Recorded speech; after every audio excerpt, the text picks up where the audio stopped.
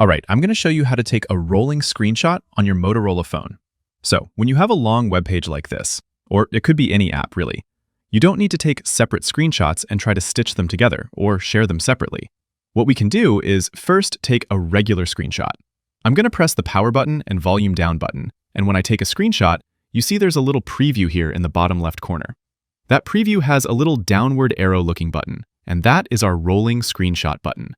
The trick is, you gotta press it kind of quick, because if you don't tap it within a few seconds, the preview goes away. So, we'll take a screenshot, and then this button here, I'll press that. And it'll start scrolling down the page into a longer screenshot. I can press that red button to stop it if I want to stop halfway through, or I could speed it up by manually scrolling down with my finger. But once it gets to the bottom of the page, it'll stop automatically and save the screenshot. So that is how you take the rolling screenshot. After it's done, you'll find it in the Photos app. So I'll go to Photos, then go to Collections, and here, under Screenshots, I can see my long screenshot. And if you zoom in, you'll see it's nice and high resolution too.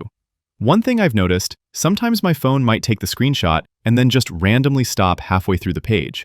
Usually, if that happens, it just means your phone is out of memory, and it doesn't have enough available memory to process the long page. So what you can do is go to the app switcher and just close the app you're trying to screenshot and try again. Or, if that doesn't help, go to the power off menu and restart your phone. That'll usually fix those type of issues. Hope that helps, subscribe for more, and hope to see you all in another video.